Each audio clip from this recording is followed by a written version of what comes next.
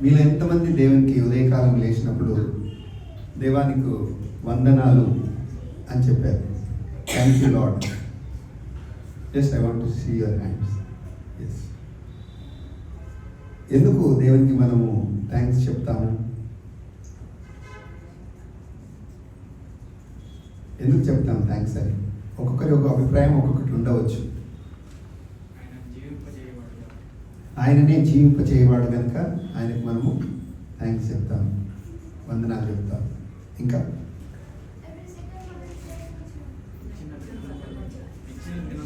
ఇచ్చిన దినం కొరకు నీకు వందనాలు. ఎవ్రీ సెకండ్ మనల్ని సేఫ్గా చూస్తున్నాడు కనుక కృతజ్ఞత చెల్లిస్తాను. We also thank for returning back from America Silas గారు. God bless you. We thank for you. నిజంగా ఒక స్త్రీ తన జీవితంలో ఒక పరిస్థితిని ఎదుర్కొంటూ ఉందట. తను తన జీవితంలో మంచి స్థాయిలో ఉండాలనేటువంటి ఒక ఆశ తనలో కోరికగా ఉండిపోయి తను కొనసాగుతున్నటువంటి దినాల్లో సడన్గా ఒకసారి తనకున్నటువంటి ఉద్యోగము పోయింది. తర్వాత తను ఆరోగ్యపరంగా క్షీణిస్తుంది. ఆ తర్వాత తనకున్నటువంటి డబ్బంతా అయిపోతూ ఉంది.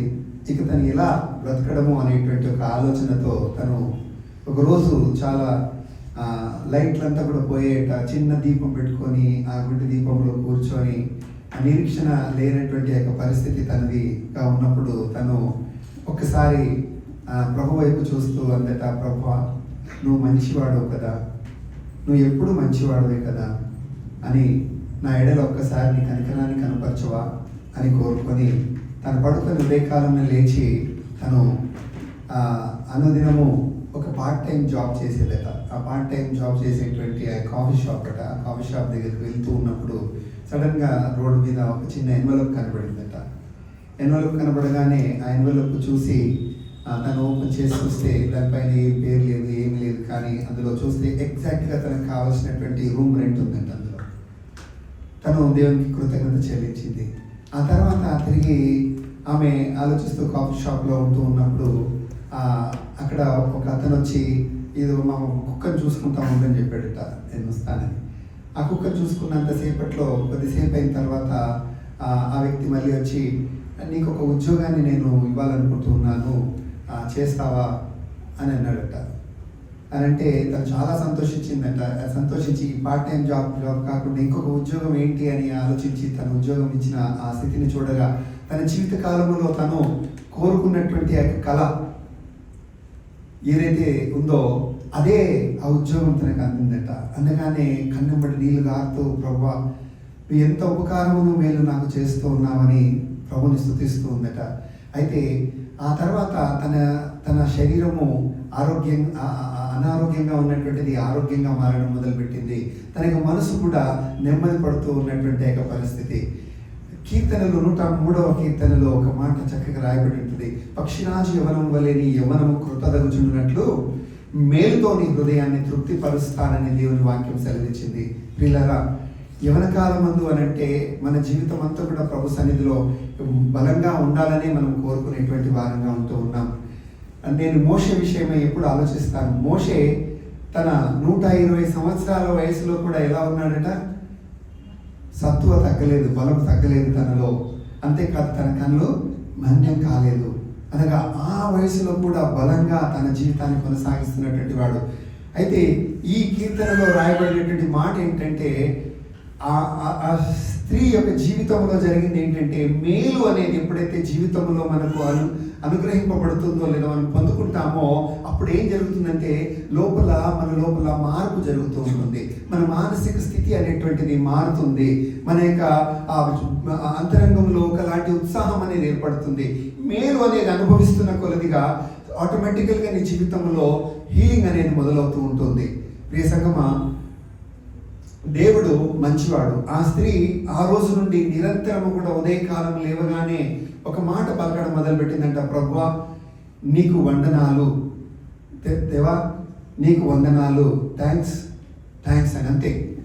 ఈరోజు ఇక్కడ ఉన్నటువంటి మనమందరం కూడా మనసు పూర్తిగా దేవుడు నీ జీవితంలో చేసినటువంటి మేలు ఏవైతే నువ్వు అనుభవించి ఉంటూ ఉన్నావో వాటి వలన నువ్వు పొందినటువంటి ఆ యొక్క సంతోషము, ఆనందము ఎప్పుడు ఎవరు ఇవ్వలేనటువంటి ఆనందం, సంతోషం కనుక ఇక మీదట నీవు నేను ఏ చేయబద్ధమై ఉంటున్నామంటే ప్రభువా నీకు వందనాలు, thank you lord, thank you lord. పరిస్థితి ఏదైనా నీకు ప్రస్తుతం ఉండి ఉండవచ్చు, కానీ నీ జీవితంలో దేవుడు గతంలో చేసినటువంటి మేలు నీకు లేవా? ఉన్నాయి కదా. ఇక్కడ ఉన్నటువంటి ప్రతి ఒక్కరి ఎడల దేవుడు ఏదో ఒక రీతిగా మేలు చేసినటువంటి వాడే కనుక ప్రస్తుతం ఉన్నటువంటి పరిస్థితులలో నీకున్నటువంటి క్లిష్టము, కష్టమును బట్టి నువ్వు దేవుని యందు నీ వ్యతిరేకత అనేటువంటి యొక్క స్వభావమును కనపరచక, వ్యతిరేకతమైనటువంటి మనసు కనపరచక, ఆలోచన కనపరచక, నువ్వు వాటిపైన మనసు ఉంచక, ఎప్పుడు కూడా దేవుని యొక్క వాక్యం ఏమిటంటే మీ చింత యావత్తు నాపై వేయుడి అనేటువంటి మాట ఎలా సాధ్యమవుతుంది అని అంటే గతంలో ఆయన చేసినటువంటి మేళ్లను మనము ఈ క్లిష్ట పరిస్థితుల్లో జ్ఞాపకం చేసుకొని ఆయన కృతజ్ఞత మనం చెల్లించడం మొదలు పెడుతూ ఉన్నప్పుడల్లా మన జీవితంలో ఉన్నటువంటి ప్రస్తుత చింత అంతా కూడా ఆ కృతజ్ఞతలో కూడుకొని పోయి అది దేవునిపై మనం భారాన్ని మోపుతూ ఉన్న కొలదిగా మనలో విడుదల కలుగుతుంది, ఉపశమనం కలుగుతుంది. ఇది బలమైనటువంటి ఆయుధం. ఇది చాలాసార్లు మనం వాడనటువంటి ఆయుధం. ప్రియ సంగమా, ఈరోజు నేను మీతో సెలవిస్తూ ఉన్నది ఏమనగా దేవుడు మంచివాడు. God is good. దేవుడు మంచివాడు, ఎప్పుడూ మంచివాడే, ఆయన ఎల్లప్పుడూ మంచివాడే. ఆ మంచివాడైనటువంటి దేవుడు నీ ఎడల మంచి చేయాలనే కోరుతూ ఉన్నటువంటి వాడు, నీకెప్పుడు మేలే చేయాలని కోరుతూ ఉన్నటువంటి వాడు. నీ ఎడల కీడు అనేటువంటిది ఎన్నటికీ ఆయన ఆలోచించినటువంటి వాడు. ఆయన తలంపులలో, ఊహలో కూడా ఆయనకు లేనటువంటి ఆలోచన అది. కానీ నువ్వు నేనే కొన్నిసార్లు మన పరిస్థితులలో మనం ఏం చేస్తూ ఉంటామంటే, అయ్యో నా పరిస్థితి ఇలా ఉందంటే దేవుడు నాకేం చేయలేన్నాడు, ఏ కీర్తన పెట్టనై ఉన్నాడో, ఏ బాధ నాకు రానై ఉన్నదో, దేవుడు నాకు లేడా అన్నటువంటి భావన వ్యక్తపరచడం మొదలు పెడుతూ ఉంటాం. ప్రియ సంగమా, మనము 43వ యెషయా గ్రంథాన్ని మనం చదివినటువంటి ఆ భాగంలో అక్కడ యాకోబు అనగా ఇశ్రాయేల్ గురించి దేవుడు మాట్లాడుతున్నటువంటి మాట, చక్కని మాట. ఇక్కడ ఏమంటే 43వ యెషయా గ్రంథము 43వ అధ్యాయము అయితే మొదటి వచనం ఉంది. అయితే యాకోబు నిన్ను సృజించిన వాడు యెహోవా, ఇశ్రాయేలు నిన్ను నిర్మించిన వాడు ఇలాగూ సెలవిచ్చుచున్నాడు. నిన్ను నిర్మించాడు, నిన్ను సృష్టించినటువంటి సృష్టికర్త అయినటువంటి వాడు. నీవు నేను ఏదైనా ఒక పని కొరకై ఏదైనా పరికరాన్ని కానీ మనము తయారు చేసినట్లయితే దాన్ని సాయశక్తులా బాగుగా చూసుకుంటూ దానికి ఉపయోగం ఏ రీతిగా అయితే అది చేయబడాలో ఆ ఉపయోగం కొరకై దాన్ని వాడడానికి మనము సాయశక్తుల ప్రయత్నం చేస్తూ ఉంటాం. అది మనకు ఉపయోగకరంగా ఉండాలనే కోరుకుంటూ ఉంటాం. కానీ ఎప్పుడు కూడా ఆ నీవు నేను ఏర్పరచుకున్నటువంటి దాన్ని మనము పాడు చేసేటువంటి తలంపు కానీ ఆలోచన కానీ మనకు ఉండదు. ఎందుకంటే అందులో నీ ఇష్టం ఉంది, నీ యొక్క ఆశ ఉంది, నీ యొక్క కోరిక అందులో ఉంది. నువ్వు ఏదో చేయాలనేటువంటి తపనతో ఒక విషయాన్ని నేర్చుకొని ఉండవచ్చు, ఒక నైపుణ్యత కలిగి ఉండవచ్చు, ఒక తలాంతు కలిగి ఉండవచ్చు. ఆ తలాంతే కానీ ఆ నైపుణ్యతే కానీ అది నువ్వు వాడుకోవాలని ఎంతో బలంగా నువ్వు ప్రయత్నం చేస్తావు. ఆ ప్రయత్నంలో నువ్వు మేలే ఆలోచిస్తావు కానీ కీడు మాత్రం నువ్వు ఆలోచించవు. ఆ వస్తువు అయినా సరే దాని విషయంలో దాని ద్వారా నేను మేలే నా ఇంట్లో చేకూర్చుకోవాలి, నా జీవితానికి చేకూర్చుకోవాలని నువ్వు కోరుకుంటావు. ఈరోజు ఈ బైబిల్ ఇలా ఉంది, చినిగిపోయిన బైబిల్గా మీకు కనబడుతూ ఉండొచ్చు. కానీ ఇది నేను ఎప్పుడు కూడా చినిగిపోయింది కదా అని నేను చూడను.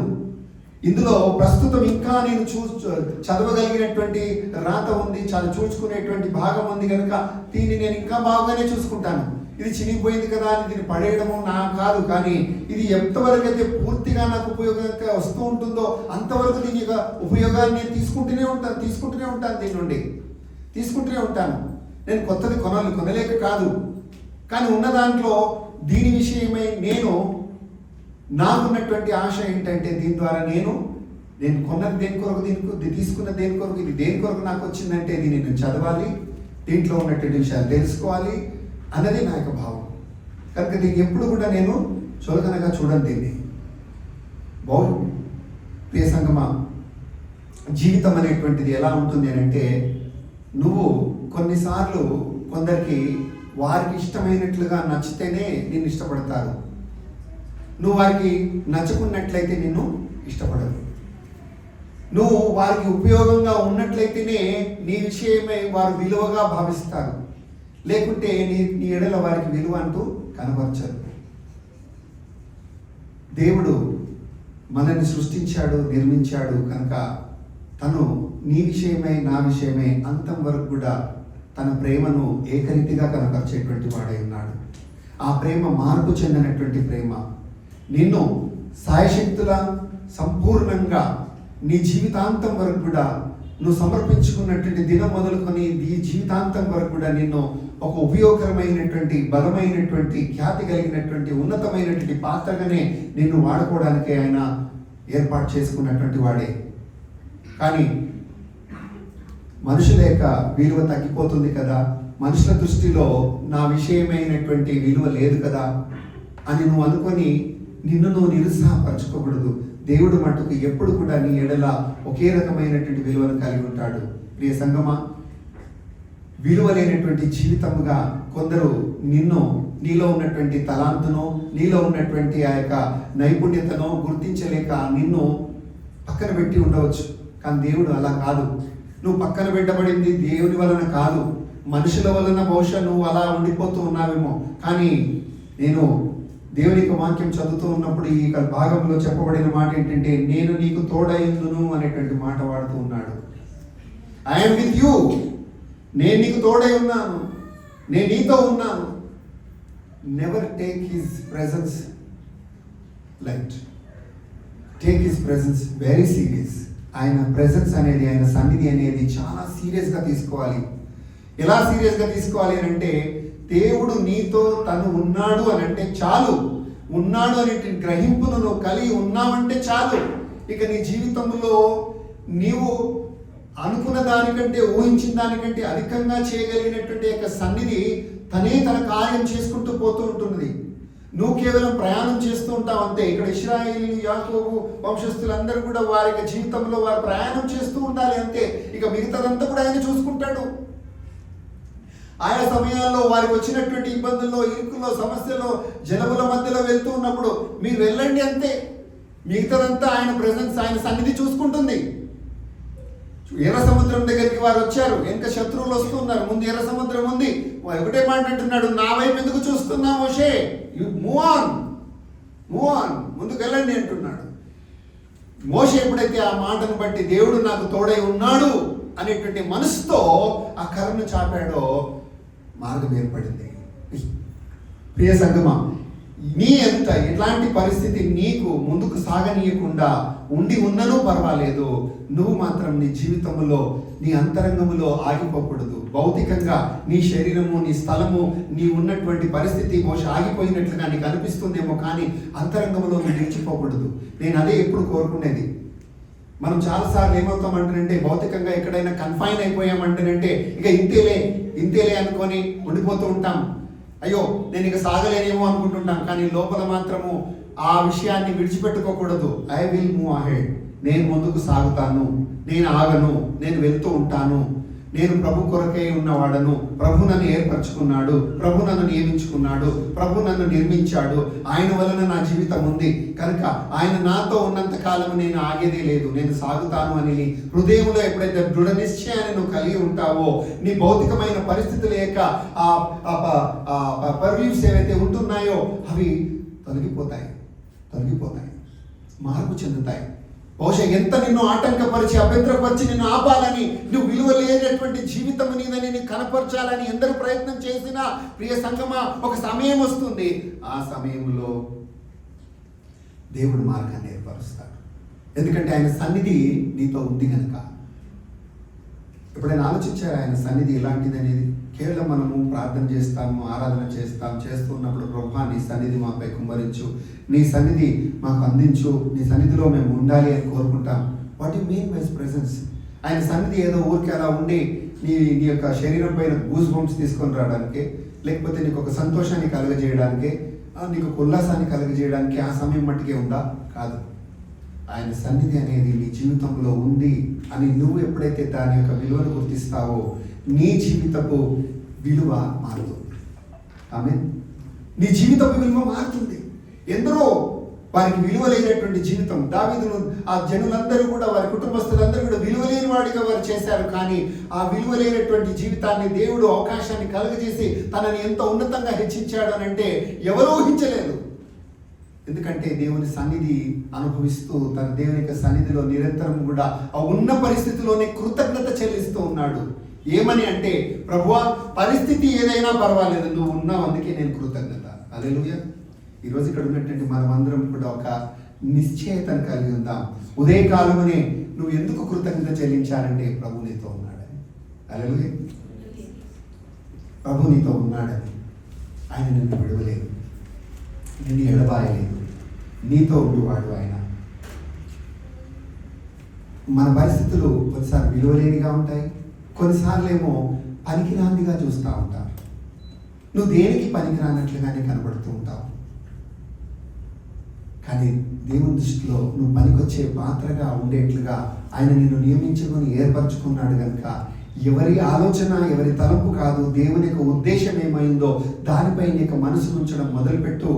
నీ పనికి రానటువంటి దాన్ని దేవుడు ఎంత ఉన్నతంగా హెచ్చించి నిలబడతాడంటే అది ఎవరు ఊహించలేనటువంటిది. సింపుల్గా మనం ఎప్పుడు చూసేటువంటి కొన్ని విషయాలే నేను చెప్తూ ఉన్నటువంటివి. కానీ జాగ్రత్తగా గమనించండి. యోసేపును పనికిరాని వాడిగా చూసుకున్నారు. యోసేపును పనికిరాని వాడిగా చేయాలనే ప్రయత్నం చేస్తూ ఉన్నారు. వీడు ఎందుకు పనికి రాకుండా పోవాలి అనేటువంటి రీతిగా చూస్తూ ఉన్నారు. అతన్ని అణచివేయాలనే ప్రయత్నం చేస్తూ ఉన్నారు. అతన్ని కనబడకుండా చేయాలనే ప్రయత్నం చేస్తూ ఉన్నారు. కానీ యోసేపు ఒకటే ఏం గుర్తించాడంటే, దేవుడు అతనికి తోడై ఉన్నాడు అనేటువంటి విషయాన్ని అతడు కలిగి ఉన్నాడు. హల్లెలూయా. ఏది ఆపలేకపోయింది, ఏ గుంత ఆపలేకపోయింది, ఏ సహోదరులు ఆపలేకపోయింది, ఏ వర్తకులు ఆపలేకపోయారు, ఏ పోతిఫర్ భార్య ఆపలేకపోయింది, ఏ చెరసాల ఆపలేకపోయింది. ఎందుకంటే దేవుని సన్నిధిలో ఉన్నాడు కనుక, దేవుని సన్నిధి తను కలిగి ఉన్నాడు కనుక. ఆ సన్నిధి అనేది ఏం చేస్తా ఉందనంటే పరిస్థితులను మారుస్తూ ఉంది. దేవుని సన్నిధి ఉంది అన్నప్పుడు నువ్వు తొందరపాటు పడవు, నువ్వు భయపడవు, నువ్వు దిగులు చెందవు. వచ్చినను కొంత మట్టుకే కానీ నిబ్బరం కలిగి ఉంటావు. ఎందుకంటే దేవుడు ఉన్నాడు. అంతకంటే మించింది నీకు ఇంకేం కావాలి? పరిస్థితులు నీవు అనుకున్నట్లుగా నీకు అనుకూలంగా లేకపోయినను నీ దేవుడు ఉన్నాడా లేదా అంతే. నీ దేవుడు ఉన్నాడా, నీతో ఉన్నది, నీకు ఆ నిశ్చయిత ఉందనంటే ఇక ఏదైనా సరే నువ్వు చింతపడాల్సిన అవసరం లేదు. దేని కొరకు కూడా చింతపడాల్సిన అవసరం లేదు. నువ్వు ఉన్న చోటనే నువ్వు సంవత్సరం ఉండి ఉండవచ్చు, 2 సంవత్సరాలు ఉండి ఉండవచ్చు, 3 సంవత్సరాలు ఉండి ఉండవచ్చు, 4 సంవత్సరాలు ఉండి ఉండవచ్చు. But don't worry, God is with you. God is there. God knows everything. You know that God is with you. నీకు తెలుసు దేవుడు నీతో ఉన్నాడని. కనుక దేవుడు ఉన్నాడంటే ఇక ఆయన నన్ను నడిపించాల్సింది కనుక నేనెందుకు చింతపడాలి, నేనెందుకు భయపడాలి, నేనెందుకు దిగులు చెందాలి, నేనెందుకు బాధపడాలి? పనికి రానటువంటి దానిగా నన్ను, పనికి రానటువంటి వాడిగా నన్ను లోకమించినను నా దేవుడు అలా ఇచ్చని వాడు. పనికి రానటువంటి పాత్రగా నన్ను చెయ్యాలనే ప్రయత్నము ఎవరు ఏమి చేసినను ఆ దేవుడు మాత్రము నన్ను పనికొచ్చే పాత్రగానే నన్ను నిర్మించుకున్నాడు, నన్ను సృష్టించుకున్నాడు కనుక ఆ స్థితిలోనికి దేవుడు నడిపించడానికి తన సన్నిధితో మార్పులు తీసుకొని వస్తాడు. హల్లెలూయా. ఇశ్రాయేలీయులు వారి జీవితంలో ప్రయాణంలో సాగుతూ ఉంటున్నప్పుడు అనేక సార్లు ఈ లోకములో ఉన్నటువంటి పరిస్థితులను బట్టి ఎన్నోసార్లు దేవుడిపై తిరుగుబాటు చేసినటువంటి వారిగా ఉంటున్నారు. ఇక్కడ ఉన్నటువంటి నీవు నేను ఈరోజు తిరుగుబాటు చేసేటువంటి వారంగా లేవు కనుకనే ఈరోజు ఇంకో దేవుని యొక్క సన్నిధిలో ఇలా కూర్చోగలుగుతూ ఉన్నాం. కనుక మీరందరూ కూడా దేవుని చేత మెప్పును పొందుకుంటున్నటువంటి వారు, దేవుడు మిమ్మల్ని అందరినీ కూడా ఇష్టపడుతున్నటువంటి వాడు. ఇశ్రాయేలు జనాంగాలు ఆ రోజు వారు అంటూ ఉంటారు, వారితో ఏమంటాడంటే వెళ్ళండి మీరు, నేను రాను మీతో అన్నప్పుడు మోషే మాత్రం ఒకే మాట అన్నాడు, నువ్వు రాకపోతే మేము ఇక్కడ నుంచి కదలము, మేము కదలం. లోకంలో ఉన్నటువంటి వాళ్ళు అనేకులు ఎన్నో అనుభవిస్తూ ఉండవచ్చండి, ఎన్నో ఐశ్వర్యాలు అంతస్తులు అనుభవిస్తూ ఉండవచ్చు. మనం అనుకుంటూ ఉంటాం, అయ్యో ఇలా లేదు అలా లేదు నాకు అని చెప్పి ఎన్నో ఆలోచనలు మనము అనుకుంటూ ఉండవచ్చు. కానీ ఒక మాట, దేవుడు నీతో ఉన్నదానికంటే విలువైనటువంటిది ఐశ్వర్యవంతమైనటువంటిది ఇంకేది లేదు. దేవుని యొక్క సన్నిధి మనతో ఉన్నది అని నీకు అర్థమైందా? అదే చాలు. సంఘానికి కానీ లేదా వాక్యం చదవడానికి కానీ ప్రార్థన చేయడానికి కానీ ఎందుకు కోరుకుంటాము అని అంటే దేవుడు నాతో ఉన్నాడనేటువంటి అభయాన్ని నిత్యం మనం కలిగి ఉండాలనేటువంటి స్థితితోనే. దేవుడున్నాడా? నీతో దేవుడున్నాడా? ఆ అనుభవాన్ని నువ్వు కలిగి ఉన్నావా? లేదా కేవలము భౌతికమైనటువంటి ఆలోచనాపరమైనటువంటి లోకం చూసుకుంటూ నువ్వు దిగులు పడుతూ దిగజారిపోతూ నిరుత్సాహపడుతూనే ఉండిపోతున్నావా? పనికి రాకుండా ఈ లోకము నిన్ను అణచివేస్తూ ఉన్నటువంటి ఏక పరిస్థితులలో అవును నేను పనికి రాకుండానే ఉండిపోతానా అనేటువంటి ఆలోచన కలిగి ఉంటూ ఉన్నావా? నువ్వు ఎక్కడున్నాను ఒకటి నీకు చెప్తాను, దేవుని యొక్క సన్నిధి, దేవుడు నీతో తోడై ఉన్నాడు అనేటువంటి అభయాన్ని నువ్వు కలిగి ముందు కొనసాగుతున్నట్లయితే పరిస్థితులు వాటంతట అవే మార్పు చెందుతాయి. హల్లెలూయా. కొన్నిసార్లు ఇంకొక పరిస్థితి ఏం చేస్తుంది, మనల్ని మనము కూడా చాలా చులకనగా చూసుకుంటాం, చాలా బలహీనంగా చూసుకుంటూ ఉంటాం. అవును, ఎందుకంటే లోకంలో ఉన్నాం, చూస్తున్నటువంటి పరిస్థితులలో మార్పు చెందుతున్నటువంటి పరిస్థితులను చూస్తూ ఉన్నప్పుడల్లా మనకు అనిపిస్తూ ఉంటుంది, అయ్యో నేను ఎక్కడున్నాను, నేను ఏ పరిస్థితిలో ఉన్నాను, నేను ఇలా ఉన్నానేంటి అని నిన్ను నువ్వు చూసుకొని కూడా నువ్వు దిగులు చెందడం మొదలు పెడుతూ ఉంటావు, నిరుత్సాహపడుతూ ఉంటావు. Don't worry, God is with you. దేవుడు నీతో ఉన్నాడు. గిదెయోను తన జీవితంలో తను ఇక మా జీవితం ఇంతేలే అని అతడు ఉన్నటువంటి పరిస్థితి, కానీ దేవుని యొక్క సన్నిధి అక్కడ తనకి వచ్చి ఏమన్నాడంటే పరాక్రమం గల బలాఢ్యుడా అని పిలుస్తాడు. ఏ సంగమా, దేవుడు నీతో ఉన్నాడంటే నీ వంటి పరాక్రమం కలిగినటువంటి బలాఢ్యుడు ఇంకెవరి లోకంలో లేడు. ఆమేన్.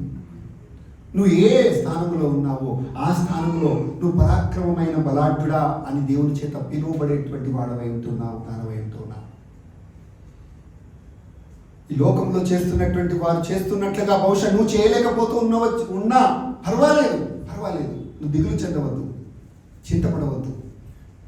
నువ్వేం చేయగలుగుతావో, నువ్వేమి ప్రభు ద్వారా ముందుకు కొనసాగి నువ్వు చేయగలుగుతావో దాని విషయమే ప్రభు నిన్ను పరాక్రమం గల బలాఢ్యుడా అని పిలుస్తూ ఉన్నాడు.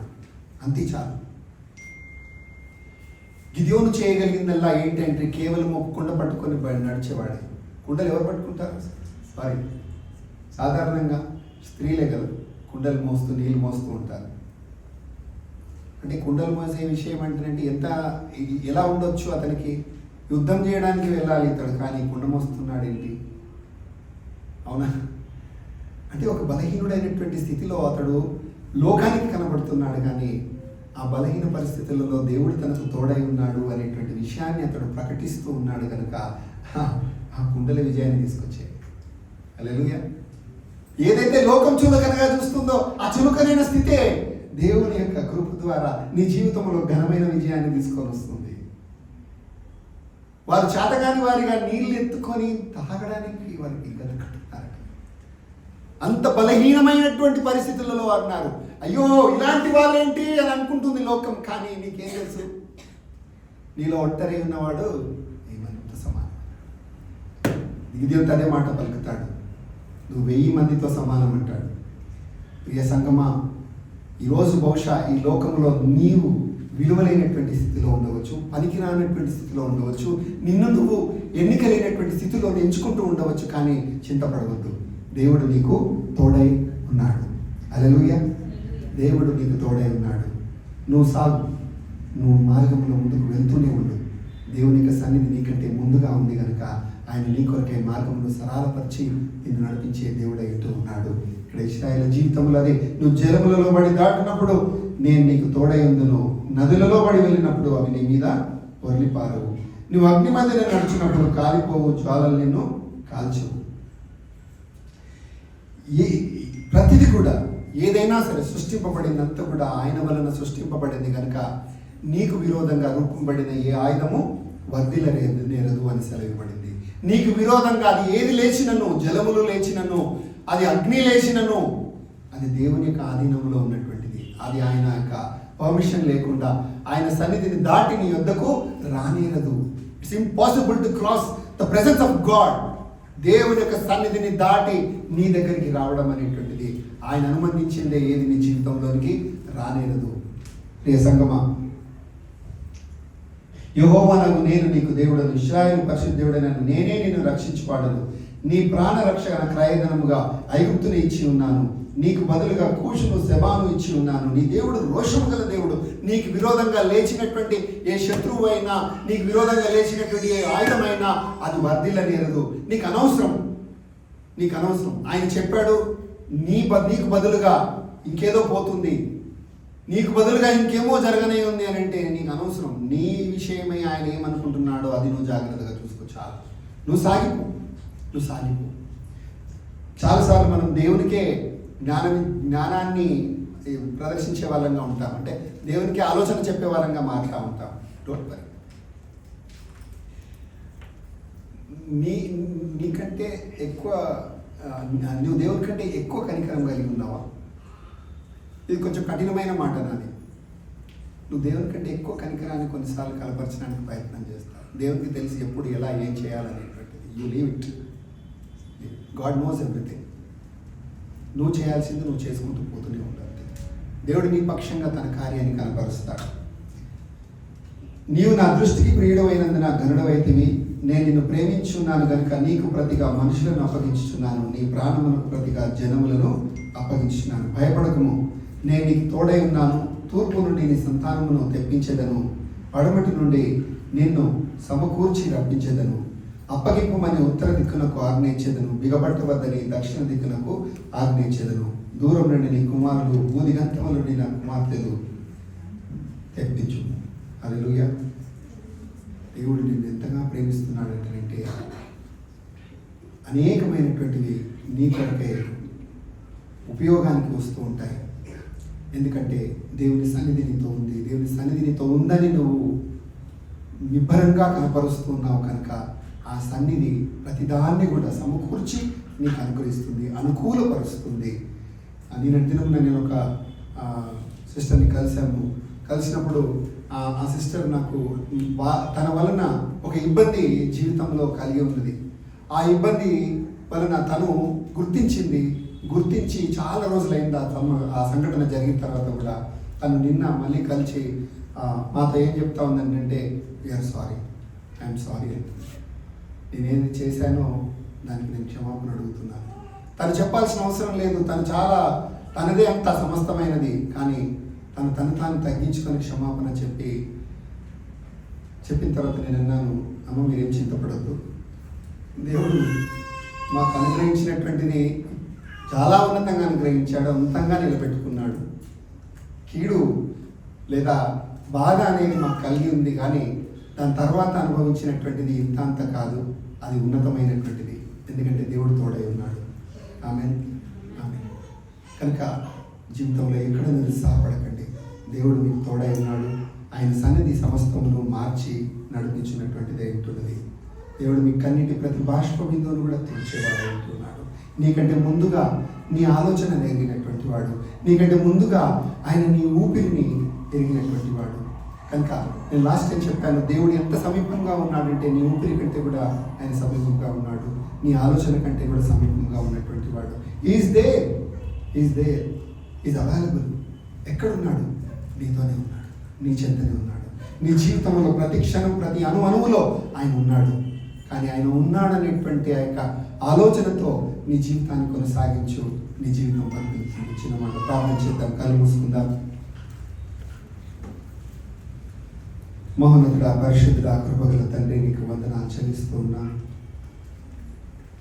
అవును ప్రభా, నీ సన్నిధి ఎంత ఉన్నతమైనది, ఘనమైనది తండ్రి. కోల్పోయినటువంటి సమస్తాన్ని సమకూర్చి వాడవై ఉంటూ ఉన్నావు. పడిపోయినటువంటి స్థితిలో లేవనెత్తు వాడవై ఉంటూ ఉన్నావు. బలహీన స్థితిలో బలపరచు వాడవై ఉంటూ ఉన్నావు.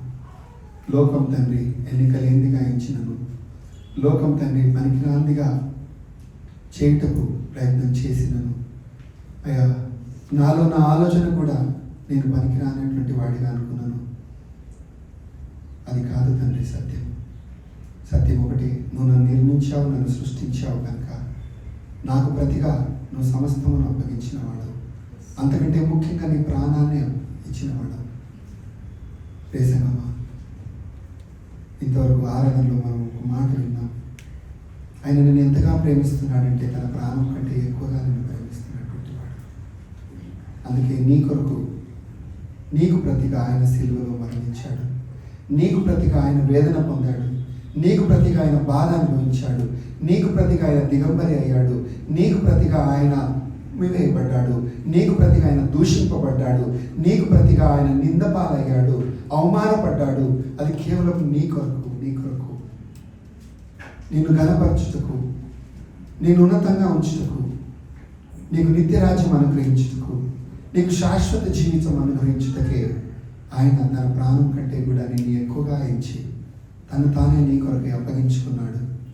నీపై ఉన్నటువంటి శాపాన్ని, నీపై ఉన్నటువంటి పాప దోషాన్ని తొలగించుటకే నీ కొరకే ఆయన శిలువ మ్రానుపై కూడా మరణించాడు.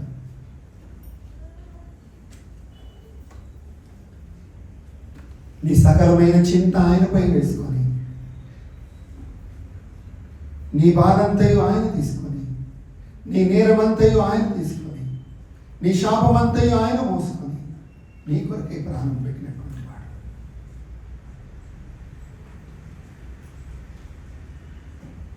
నువ్వు సంతోషంగా, నిత్యము ఆనందంగా, ధైర్యంగా నీ జీవితం కొనసాగించటకే,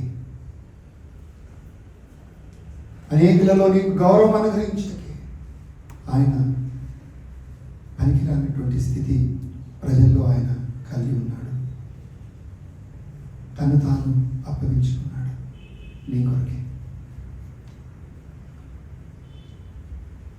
నేను మరణం నుండి జీవంలో దాటించటకే ఆయన కోరుకున్నటువంటి వాడు. ఈరోజు నువ్వు పొందినటువంటి యొక్క రక్షణ జీవితం ఈ లోకంలో నువ్వేమి చూసి సంపాదించలేనటువంటిది. నీ జీవితాన్ని ఈ సమయంలో సమర్పించుకో, అప్పగించుకో. ఆయన నేను పిలుస్తూ ఉన్నాడు. నా సన్నిధి నీతో నేను నిత్యము ఉంచినట్లుగా నువ్వు నా చెంతకు రమ్మని కోరుతూ ఉన్నాడు. ఒక్కసారి నీ హృదయాన్ని తెరు. ఇంకా నువ్వు ఆయనకు తన ఈ హృదయాన్ని అప్పగించినట్లయితే, ప్రియ సహోదరి, ప్రియ సహోదరుడా, నీ హృదయాన్ని ఆయనకు అప్పగించుకో. తలుపునొద్దనే నిలిచి ఉన్నటువంటి వాడు. ఇంకా నువ్వు పేరుకు మట్టికే క్రైస్తవుడిగా ఉంటున్నావేమో, పేరుకు మట్టికే ఇదిగో నువ్వు ప్రభుని వెంబడిస్తున్నానని అన్నట్లుగానే ఉంటున్నావేమో. ఒకసారి పరీక్షించుకో. ఆయన నిత్యం నీతో సహవాసం చేయగోరుతున్నటువంటి వాడు. అన్నిటికంటే ముఖ్యంగా, అందరికంటే ముఖ్యమైనటువంటి స్థితిని ఆయన కలిగి ఉండాలని కోరుతూ ఉన్నాడు. అందరికంటే సమీపంగా నీతో సహవాసం చేయడానికే తను తాను శిలువలో అప్పగించుకొని ప్రాణం పెట్టాడు, రక్తం చిందించాడు. నీపై ఉన్నటువంటి నిందను, అవమానాన్ని తొలగించి నీకు ఘనతను, గౌరవాన్ని ఇచ్చి ఉన్నటువంటి వాడు. అటువంటి మహా గొప్ప యేసయ్యను బట్టి దేవునికి మహిమ కలుగునుగాక. పరిశుద్ధానికి స్తోత్రం తండ్రి. నువ్వు చేసినటువంటి ఆ యొక్క ఉన్నతమైనటువంటి శిలువ కార్యమును ప్రభావం జ్ఞాపకం చేసుకుంటూ ఉన్నా. నీ కృపకే తన్నాన్ని కూడా ఉన్నటువంటి వారిని సమర్పించుకుంటూ మాకున్నటువంటి ఆ యొక్క దూరత్వాన్ని తొలగించి సమీపత్వాన్ని ఏర్పరిచి, ఇది మొదలుకొని ఇక సమాప్తి వరకు సదాకాలం నేను నీతో కూడా ఉంటాను ఉన్నావు. ఆ స్థితిని కలగజేయుటకే మా కొరకే మరణించినావు, పాతి పెట్టబడి తిరిగి లేచావు. అందును బట్టి నీ కృతజ్ఞత చెల్లిస్తూ ఇట్టి ఆలోచనను, ఇట్టి మాటలను నమ్మిన ప్రతి ఒక్కరిని మీరు దీవించి ఆశీర్వదించమని యేసు నామములో ప్రార్థిస్తున్నాను.